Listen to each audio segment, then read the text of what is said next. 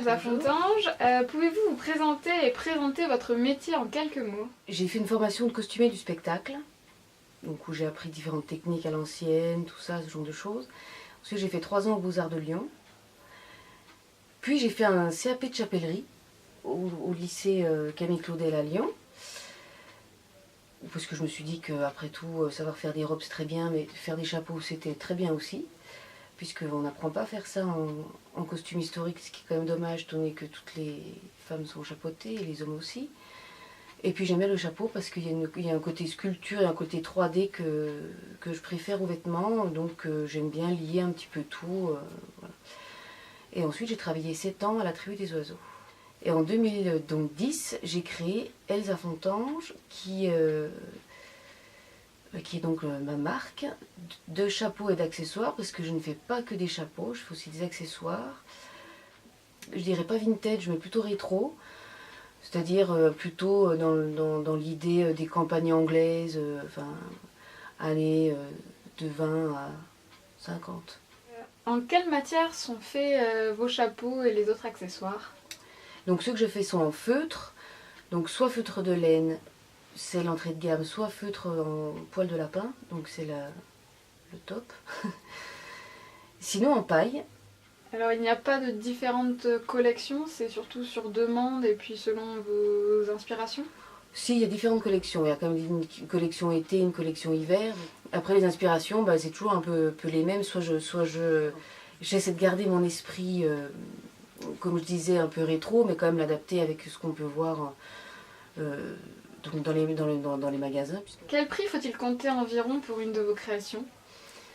De 25 à 300 et peut-être au-delà.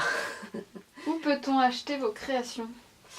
Alors je fais beaucoup de salons pour particuliers, donc ou des salons vintage, donc sur Lyon, particulièrement sur Lyon. Ensuite, bon, on peut venir à l'atelier. Et sur internet? Et sur internet. Où trouvez-vous l'inspiration? Tout est en lien en fait, ça dépend de l'état d'esprit du moment, ça dépend de plein de choses en fait. Enfin c'est banal ce que je dis, mais c'est pourtant vrai.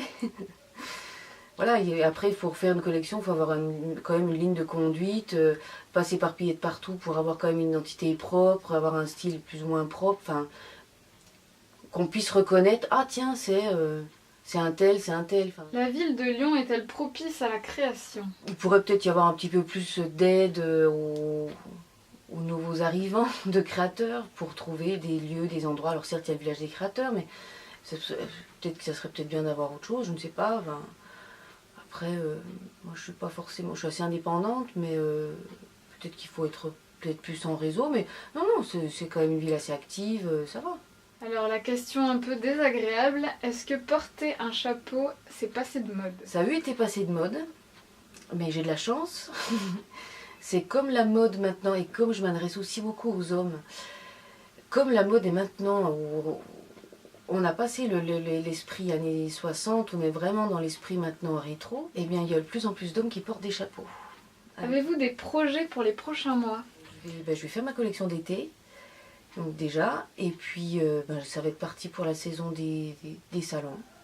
Dernière question, quelle est la création dont vous êtes la plus fière? La crête. Ah. Voilà. C'est elle dont je suis la plus fière. Voilà, je l'avais faite c'est un des premiers que j'avais fait quand j'ai lancé la marque. Et je trouve que j'aimais bien cette idée un peu rock'n'roll aussi, de mettre un petit peu de punk dans le rétro. Je trouvais ça bien. D'accord, merci beaucoup Elsa Fontange et à bientôt. À bientôt.